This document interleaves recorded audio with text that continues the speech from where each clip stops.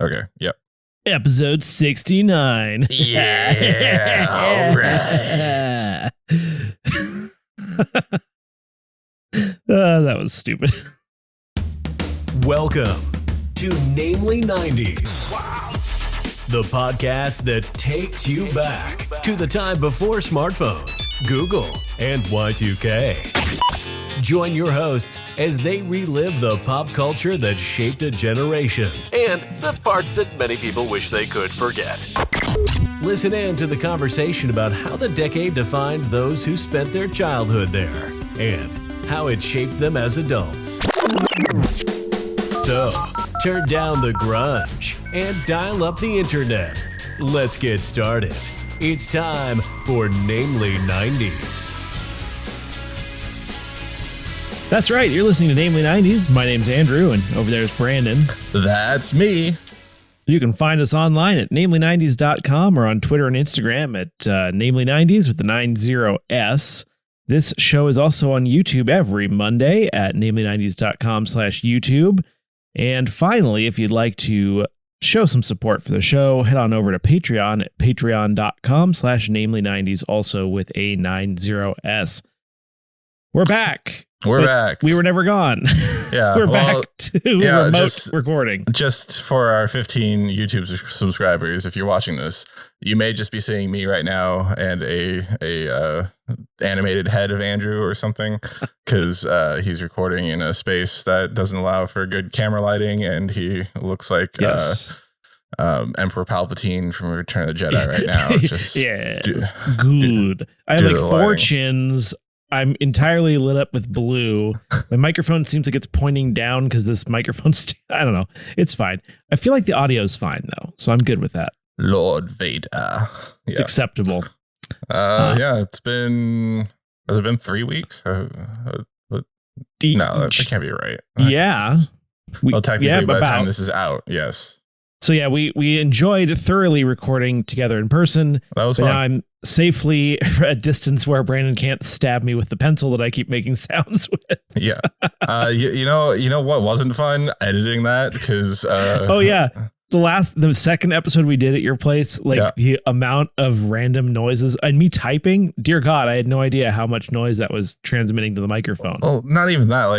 The first half of the episode, I'll edit out the parts where we stop talking over each other, because there's actually a clear defined point to that. And then in the later parts of the episode, we just talk over each other a lot. So it's I couldn't edit out the fact that since you were on my old cardioid mic, it was picking up me talking. So it was picking up a lot of the room for sure. On top of that, the Audacity, I think the sampling rate was off or something, because between that and my audition, because it was just it would not sync up. There are 5 to 10 cuts per episode to resync your audio to my audio. And between that, the power outage, the fact that I was becoming increasingly nauseous throughout the 3 recording sessions. I didn't pick up on that all the way to the end of the 3rd episode. So it was, I don't know. That was weird. Speaking of which, did you enjoy your vacation? Did you and Kayla enjoy your vacation? Yeah, we got home though, and it's we needed a vacation from our vacation. We hung out like we were in our 20s. Yeah, right. We're not in our 20s anymore. Well, you couldn't do it last time because I was working and you were, or Kayla was pregnant. Right. I have not drank that much alcohol in 10 years. Oh, I didn't even drink that much alcohol, too. For me, that's a lot. Me too. I don't drink that often either. But, it was just if you look back to our 20s, I'm that was a night's worth of drinking over the 5 days exactly. that we drank. So meanwhile, all is well in the world. Very stable, nothing crazy going on. Our mask mandate came back the 1st of September down here, which was annoying because I went to see Shang-Chi and the Legend of the Ten Rings, which came out the Thursday after that came back. I'm couldn't you just wait a few days? I could enjoy being stuck in a movie theater with people coughing and teenagers on their phones. And, but by the way, going back to the movie theaters right now, screw that. Screw you, Disney, for forcing that. I did not enjoy being in the theater. I enjoyed watching the movie on a large screen. I didn't enjoy being in a theater. And the thing about mask mandates in the movie theater, though, is it's like you must wear your mask at all times except when you're actively eating or drinking. I'm literally continuously shoving popcorn into my face the entire movie, so it's perfect. Yeah. Computer, turn off fridge. Yeah, you tell it. Her. Sorry, I thought I told her to turn it off before we started. My bad. If there's any background hum, which there isn't, I could probably just leave it on the entire time and just edit it out in post. But no, I'm going to let my food possibly spoil because I am a purist on audio. Let's see what else. Texas legislature has waged an all-out war against women, voter suppression, and rapists. Don't forget, the governor is very strongly. He is very, very forward about catching all of the rapists before they could cause possible aborted babies. Yeah. Anyway, the Taliban has taken over Afghanistan. Right, it's been busy. The Taliban has taken over Texas. It turns out, religious freedom comes at a price. Yep. We're also recording this on 9/11. Yep. Fun 20-year anniversary. Yeah. What is it? The 20-year anniversary? Is it diamonds or? Oh, well. But very tragic day in American history, and we've talked about it on the podcast. Lost, indeed. Yes. But in a lighter note, technically this is 2 weeks ago by the time you're listening to this, but there's a new Matrix trailer. Yes. Which is a movie that came out in 1999, so I believe that falls under our purview. Yes, at least the series started in the 90s, so it's allowed. Yeah, and also this Wednesday, listeners, the reboot of The Wonder Years is airing on, I believe, ABC, where it's now a black family living in 1968. Don Cheadle is the narrator, and it stars a 12-year-old protagonist who is going to a newly integrated school. And so, I mean, I didn't care for the Wonder Years. I am aware of that, yes. And I don't know what it is. I don't know if it's who's the main, Fred Savage, right? Fred Savage, yes. I don't know if it's just that his voice makes me want to punch somebody or what, but you showed me 3 trailers. Yes. And this looks excellent, honestly. Right? It really does. It looks really good. DeRay Hill's the dad. I was trying to figure out who that was. I was like, I know this guy, but I couldn't sort it out. Best known for Psych and West Wing. I think it looks amazing. Like we were talking about it before, and we were like, I loved The Wonder Years when I was a kid. I was concerned about ruining my childhood, blah blah blah. Which, if you bothered to look at the YouTube comments, there's a lot of that, and fuck those people. Yeah. Because it looks good. Yeah. Don Cheadle is like a treasure too. I always forget about Don Cheadle. I think since the Ocean's movies, he's become like just like top 5 actors for me. And just to hear his voice narrating it looks great. So, and then the Matrix 4, I guess, Matrix Resurrections trailer came out to the surprise of Benny. It's coming out in December. It's going to be on HBO Max, same day as theaters. It's 12/22/21 is the release date. Yeah. Congratulations for being clever. I feel like I'm in the camp of people who are like, okay, where's Lawrence Fishburne? Lawrence Fishburne has repeatedly said that he has not been asked back for. I know. And the other thing that I thought was weird, he spent too much time on CSI, or like, it's weird that the director looks like the character from, oh gosh, Fifth Element.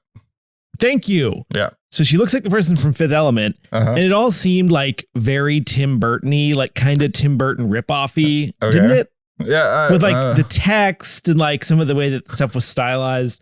And then the music was god awful. I thought the music in the trailer was stupid. It was I found the trailer really annoying, but the visuals and like the movie itself looked good. I liked it's definitely that modern trailer where it's like the ominous orchestral thing in the mid, and then it gets like ramped up at the end. Yeah, visually, there's a lot of callbacks to the original Matrix and similar scenes, similar shots. I thought it was good. I'm interested in it. I didn't like Reloaded. I didn't like Revolutions. But I did enjoy the first one, not as much as you, because you had it on DVD and you had the surround system. Well, I remember that was like what they used. We went to this store. It was called The Good Guys. That's what it was. The TV store was in Linwood. Yep. And that was that they recommended testing your projection screen, big screen TV with was the Matrix. So the hallway scene. I feel like what the rest of the series suffered from is like the first movie was good and everything subsequently just felt kind of a reach and kind of a like they were trying too hard. Well, that and once you make your protagonist invincible at the end of the first movie, where do you go from there? Like, right. And I do realize I just described every movie franchise ever. But true. I mean, it feels like the second and third films were like created out of like, oh, they want us to make more, and we didn't have a point to go further with it. In the first movie, the conceptually it was really cool, but they already kind of like I don't know how to say this. They just like. They did everything. They left all the cards out on the table, and everything after that was just like, well, how do we make this go further? You know? It's the Superman problem. What do you do? How do you write a compelling story for Superman if he's invincible and can't be killed? Exactly. So, yeah, I thought we would play a quick game because you did for once see all of the things that I sent you. We're not going to talk about Doogie Howser until next week, even though that's already airing on. What's the actual name? Kame Aloha. We can talk about it later. Let's let the listeners guess what my opinion of that show is. But we're going to play a quick game I like to call Wonder Years or Matrix Reboot YouTube comment hoedown.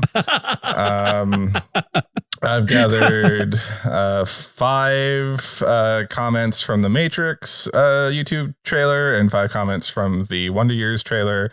And I'm going to ask you to tell me which trailer it's from.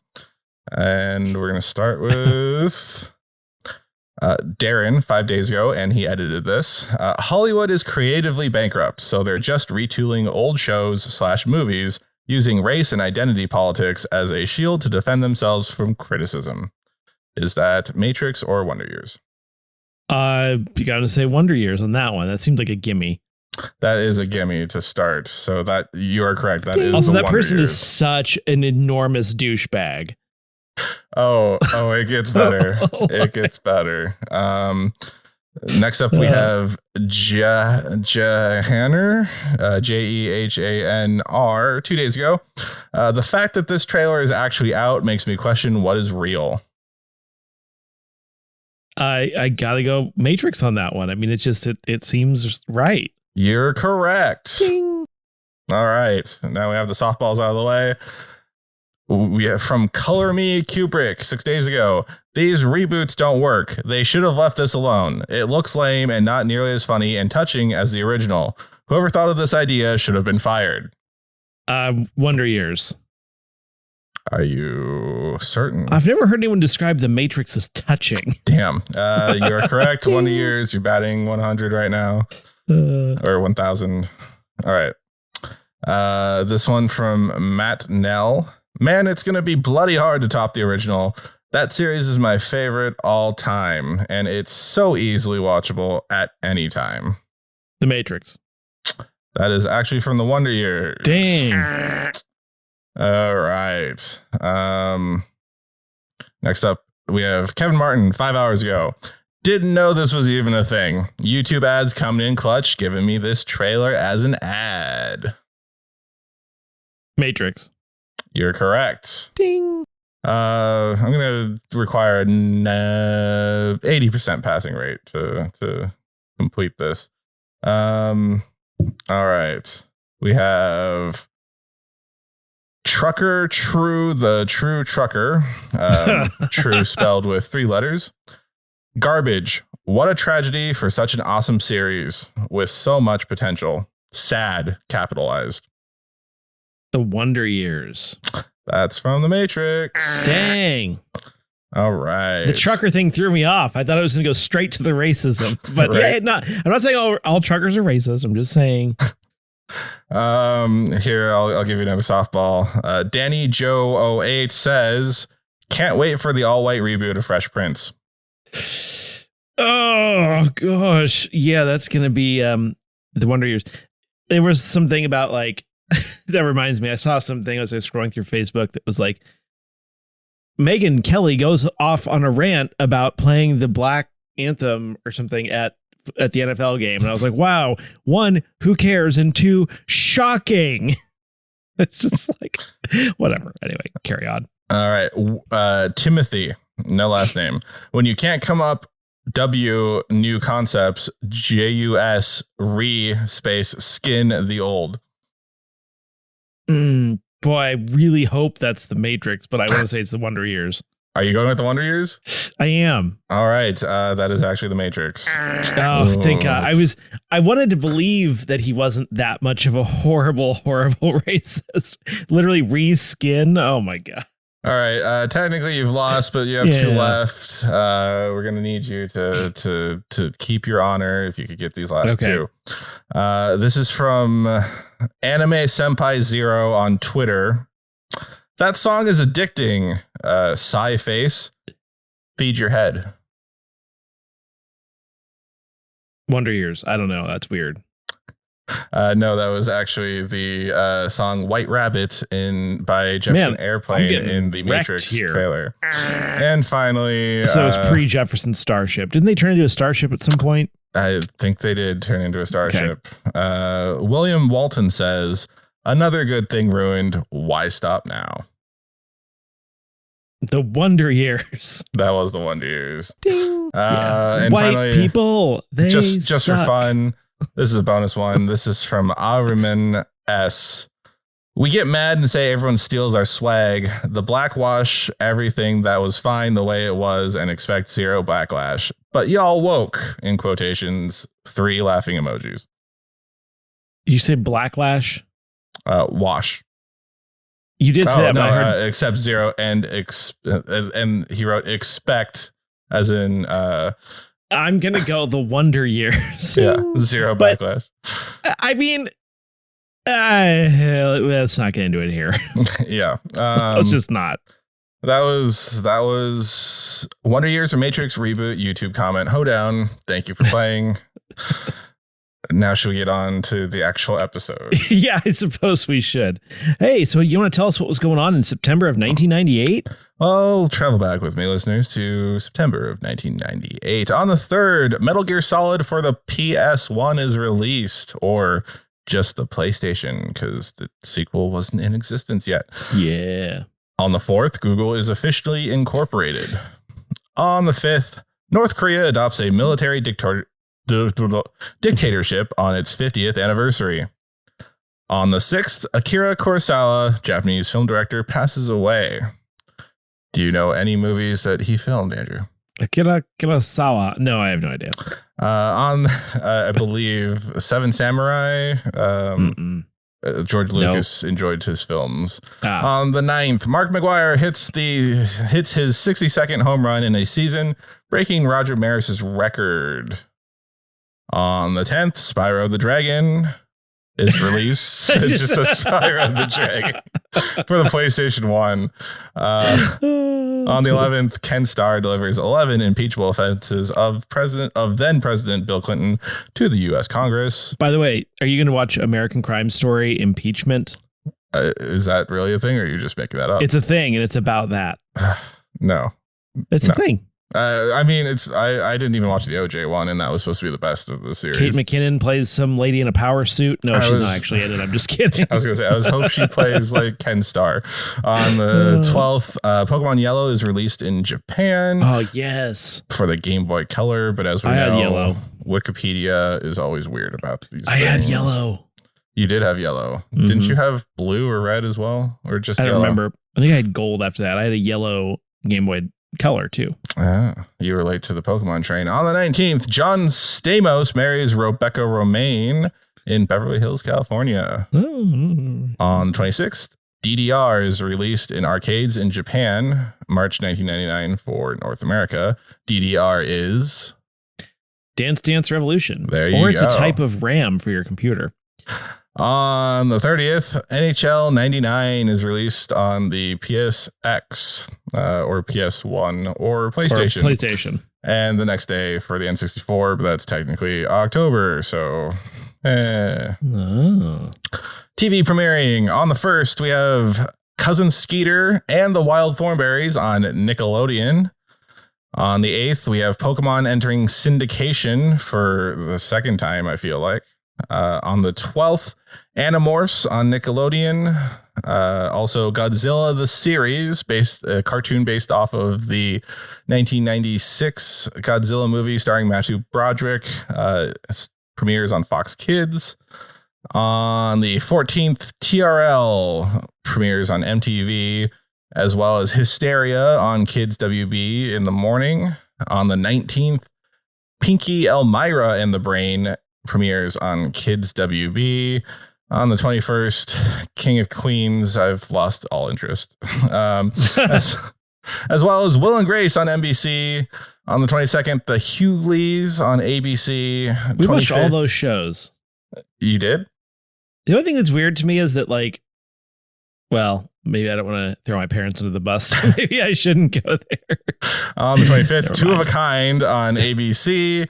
On the 26th, Fantasy Island reboot on ABC. Also on the 26th, we have VIP starring Pamela Anderson in syndication. That was the spy one. And on the 29th, we have Felicity on the WB. In the box office, on the 11th, we have Rounders. On the 18th, we have Rush Hour. And on the 22nd, we have two direct-to-TV videos from, I want to say, Disney, Addams Family Reunion and Casper Meets Wendy. Finally, on the Billboard charts, number 1 for September 1998 is I Don't Want to Miss a Thing by Aerosmith, which features the creepy music video where his daughter is all sexy with Ben Affleck. Yeah, good song. On the Billboard charts continuing for the third week of September 1998, we have at number 9, You're Still the One by Shania Twain. Number 13, Never Ever by All Saints. Number 14 is Adia by Sarah McLachlan. Number 18, did I say 14 or 18 last time? It's 14, I think. Good. Number 18, Cruel Summer by Ace of Base.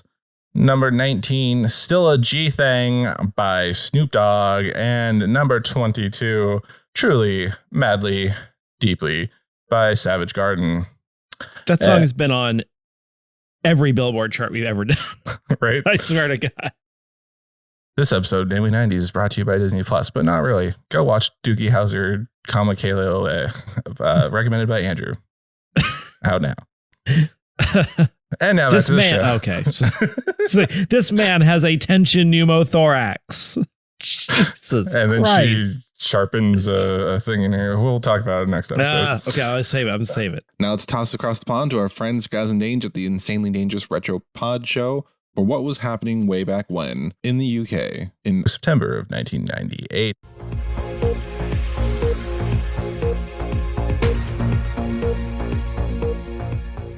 Good evening. Here are your headlines in the UK from September 1998. Ford launches its new Focus range. ITV broadcasts first edition of Who Wants to Be a Millionaire. Millennium hits the number 1 spot. Manchester United accepts takeover bid from B Sky B. Saving Private Ryan released in the UK cinemas. Coming to you live from Southampton and the Isle of Wight. That's right, not London. It's the Insanely Dangerous Retro Pod Show, a cricket-backed and cup of tea free zone. Absolutely. Now, back to those absolutely quote-tastic, pesky retro kids at Namely 90s. Thank you, Dange. And if you're interested in following up on those headlines, you can check out this Friday's episode of the Insanely Dangerous Retro Segment Show by searching for the Insanely Dangerous Retro Pod Show on your favorite podcasting app. Andrew and I also have a weekly segment on the episode called Quotely 90s, where we see if Gaz and Dange can recognize a quote from a TV show, movie, or song that we talk about on next Monday's Namely 90s. So, give the Insanely Dangerous Retro Pod Show some love and get a preview for one of our upcoming episodes. Nobody draws until this hits the ground. You ready?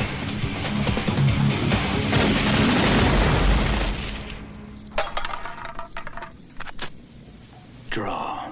Hey, Namely 90s listeners, it's Brandon here, and I wanted to remind everyone that the episode of All 90s Action All the Time that I guest hosted on comes out this Wednesday, September 22nd. I had the pleasure of coming on their podcast and talking about the 1996 Kurt Russell movie Escape from LA, a sequel to the 1981 classic Escape from New York. If you love 90s action movies, All 90s Action All the Time is the podcast for you. Admittedly, Andrew and I don't give enough love to every single action movie from the 90s, which is what they do over there. You see, they focus each of their seasons on a specific 90s action movie star and run through their movies episode by episode. Previous seasons have featured Steven Seagal and Sylvester Stallone, and the current one, clearly, is Kurt Russell. I had a great time hosting. Thank you to Scott for having me on. Find All 90s Action All the Time on your favorite podcasting app with new episodes out every Wednesday. Find my episode on Escape from LA. And now, back to the show. D, or anywhere you want to go. I don't. It's an intriguing question. I think I want. Well, hold on. So there was something. I already asked. I already talked about American Crime Story. So that's done. So Hughleys, apparently, you wanted to talk about? No, I remember watching all those shows. We watched Will and Grace, The Hughleys, and The King of Queens. Oh wow, you guys channel surfed a lot. Yeah, we were all over, man. No, I think I want to talk about Rush Hour, but let's come to that toward the end. Okay. Well, first, I think we should talk about DDR, Dance Revolution. That wasn't the right voice, but whatever. Dansu Reborn.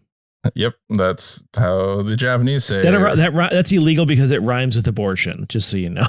At least in Texas. Yeah, all of the DDR machines have been removed from Texas, the state of Texas. I'm going to report that to the Texas authorities. By the way, did you hear about how people are like, to mess with the Texas authorities, they're going on the website and like spamming it with incorrect information? Oh, you mean the one that was pulled from GoDaddy after 24 hours? Because yeah, so someone on Facebook was like, you can go and like do this, and then they started restricting it to people who had IP addresses from Texas, and someone's like, do you know you can buy a VPN for like $2? So it looks like you're in Texas. So I was like, I like the cut of this person's jib. I'm just saying. It's not just Gen Zers on TikTok anymore. Was it taking TikTok? Their talks at them? Yeah. Soon it's going to be illegal to tick your talk because those Chinese are going to get it, right? I'm talking as a Texan, by the way. Remember, I think it was last year around election time when the Zoomers would be all like spamming the I don't know, the Trump sites with like South Korean or K-pop. It was K-pop. That's right, the K-pop. Yeah, it was like they were kind of disrupting that, but then also something with Black Lives Matter back then. It was interesting. But unlike K-pop, Dance Revolution had J-pop, and it was first introduced in Japan in 1998 and released the following year in North America and Europe. It's a rhythm game, a pioneer in the series of rhythm and dance games genre. And I'm just saying words at this point. The arcade cabinet, you would stand on a dance platform which had arrows. Basically, you were standing on a D-pad. For all you video game nerds out there, and you'd hit colored arrows as they hit their visual cues on the screen, and you're judged by how well you step in time with the music. It's like Guitar Hero with your feet. Yes, but that doesn't make any sense because it was there first. I don't even think Guitar Hero. Like if you're a Zoomer, if you're younger than our target audience, you probably don't even know what Guitar Hero is at this point. That's very true. Isn't that sad and scary? Like, what rhythm games do they have anymore? There's nothing. I can't think of it. Or no, they have the one where you just waggle a Wiimote around. Dance something. Dance Party. Dance Revolution. No, that's Dance this Party. one. Dance Revolution? Party Revolution. No, you know what I'm talking about. It's like, I feel like there was something like this in Ocarina of Time, wasn't there? Where you had to like do some sort of, it was like with the frog. No, I don't know. There was something where I thought you had to like. oh, there was, I mean, the frogs did make you play a song, but I don't think it was like as the net things were coming up. Okay. No, might have been in Majora's Mask. Could have been. Yeah. Yeah, I vaguely remember what you're talking about. I love Dance Revolution. That's why I brought it up. I think DDR Extreme 2 was my favorite machine to play on. Butterfly was a good song. End of the Century, Captain Jack. Like all of these songs are ingrained in me. If you put me on a machine on standard, I can still bust out the moves. Man, I'll sweat like a pig by the end of it. And tried that a year ago, and I was sweating like a pig at the end of doing it. But it was we would go bowling in high school. I was in intramural bowling after school just to do something. And when we were done bowling, we could go over to the arcade machines and play some DDR, because how Asian am I? Most people don't know this, but pigs actually don't sweat. That's So- total crap. I believe you. I You're said it with so the much vet. confidence. You're Yeah. the vet, you know. Let's ask the internet what they think. Absolutely not. Ever since 5G, pigs stopped sweating. What? Speaking of asking people's opinions, Total Request Live, commonly known as TRL, was a program broadcast on MTV. I didn't realize it didn't start until like 1998. Right. Do you remember TRL? I feel like it should have been. I remember there were multiple people, but the only one I remember is Carson Daily. Yeah, that's where I feel like he got his start. He was on K-Rock too. Oh, didn't know that. Yeah, like somehow there was some over. Like that's how I remember. I was listening to old Loveline, and like Corolla somehow knew him from K-Rock or something. Yeah, I think a lot of people started on K-Rock. That's probably where. Yeah, that's probably where they like picked him up from, just because that's an influential LA station. Tis. During the original run of the program, TRL played the 10 most requested music videos of the day, as voted by viewers via phone or online. I don't remember the online part. The show Or generally by aired fax. No, just Monday through Thursday for 1 hour. Fax in your talks. Through the scheduling and length of the show fluctuated. Though the scheduling and the length of the show fluctuated over the years. It's billed as a live show. Many episodes were pre-recorded though, and they canceled it in 2008 and brought it back like in 2017 and changed the name to TRL Top 10 and eventually Fresh Out Live, or FOL. I feel like it was on way longer than that. Right? Like 10 years? I don't remember it not being on.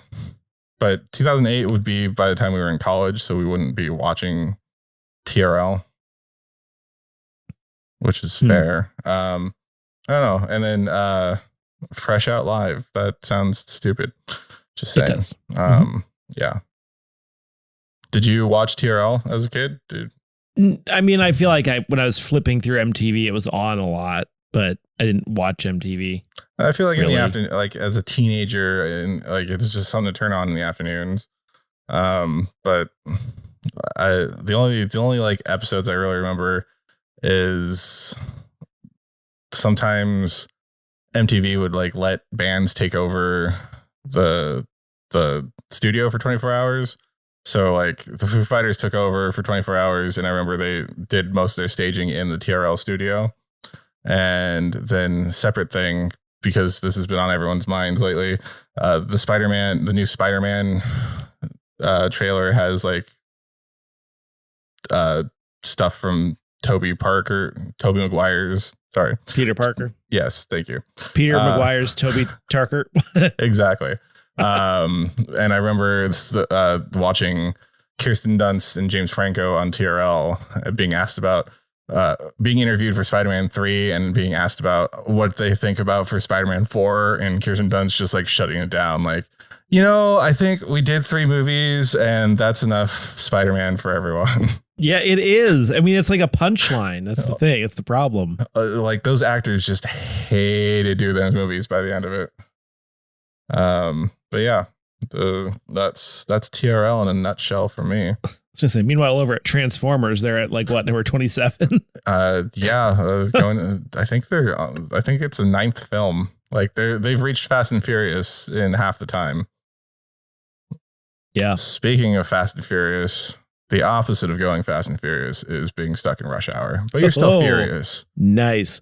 So I watched finally The Fugitive in its entirety.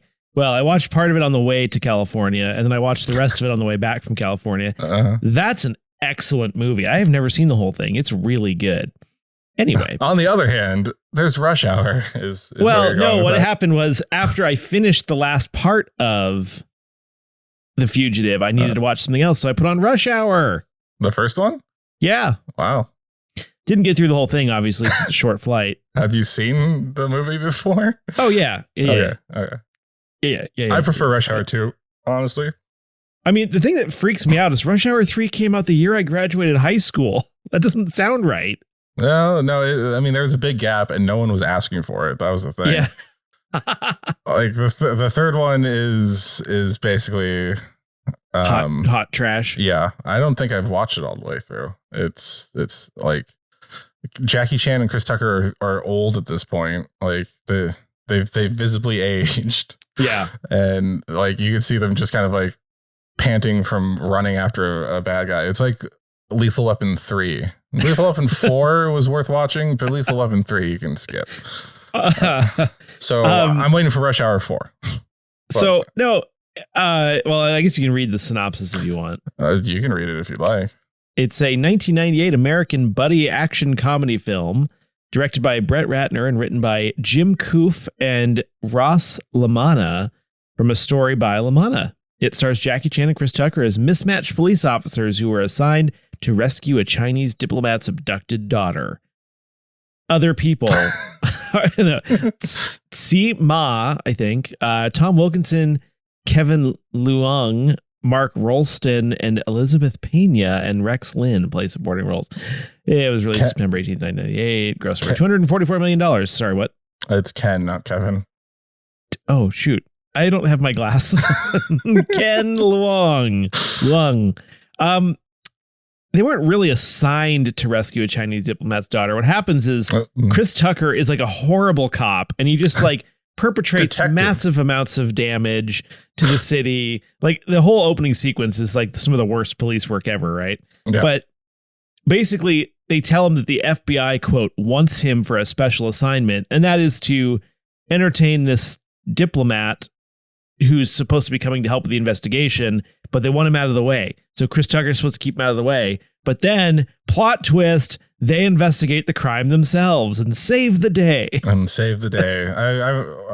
like, I remember they're on the scaffolding at like the LA Convention Center or something. Like, towards the end of the movie, and it's just a lot of wire work. The Jackie Chan, this is his first big American movie, from what I understand. Mm-hmm. And he looks in an interview that when he looked back on it, he didn't like it so much because his English wasn't great and he didn't like his speaking lines, but the action was good.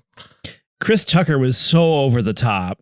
It's just like, it's hilarious though. I mean, like he goes from playing Smokey in Friday, where he's like, man, I'm gonna get you high today, man, and then he's then a police officer or a police detective for the LAPD, not like 2 years later. And then Rush Hour 2, I really loved Rush Hour 2. I think was the high point because they ironed everything out from the first one. Like some of the racist stuff was toned down. Oh gosh, the racism, which. Yeah. And then the other thing is like, I don't know if this is just because of the way I was watching it with Bluetooth headphones or something, but the action looks kind of fake. Like you'd punch someone in the face and like 20 milliseconds later, like the punch sound would happen. Like it was clearly, it just, maybe it just was probably weird. your Bluetooth. But yeah, because the fight choreography is at least the second one. I don't remember the first one that well. The second one was pretty good. And they even steal like a scene from Rush Hour 2 in Shang-Chi, which I again saw recently, with the bamboo scaffolding outside of a building in China, and they basically just did a similar thing in Shang-Chi. Turns out all those punching sounds are basically just like someone breaking a bunch of celery in half.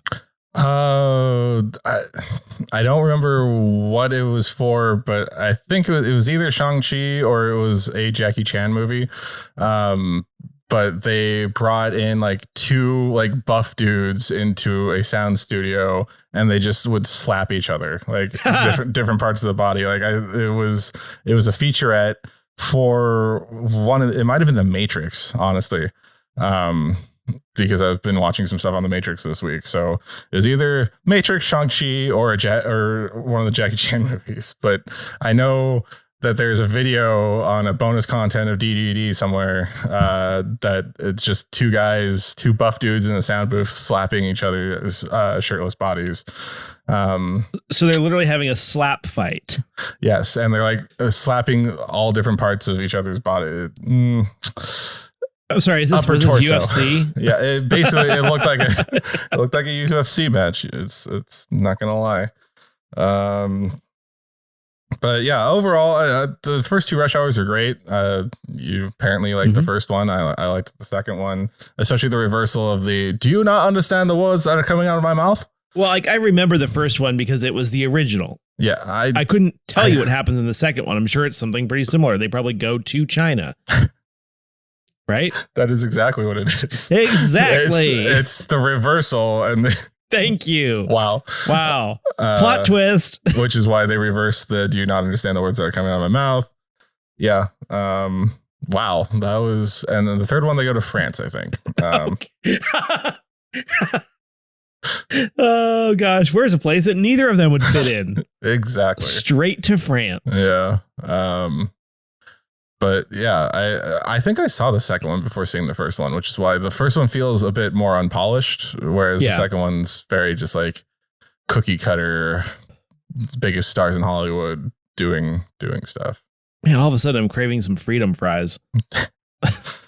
The French. Anything else you want to talk about for September 98? We went on long about all of the cool stuff happening in the world right now. Yeah, and we were a little longer than intended. So let's call it. Yeah. All right. Well, that's it for this week's edition of Namely 90s. Remember, you can find new episodes out every Monday, and check the episode description for this week's supplemental Spotify playlist curated by yours truly. Sorry, I'm trying to incorporate that in, and I haven't figured it out quite yet. Find us on Twitter and Instagram at Namely90s with 90s, or find our personal accounts at bshwitty and at Namely Andrew. Tell us what you want us to talk about on future episodes. If you'd like to support the show, please check out our Patreon page at patreon.com/Namely90s with a 90s. Finally, you can also contact us through our website, namely90s.com. And please subscribe to us on Apple Podcasts, Stitcher, Google Podcasts, Spotify, YouTube, DDR, Deezer, TuneIn, iHeartRadio, and wherever you get your podcasts from. I'm Brandon, that's Andrew, and we'll catch you next time.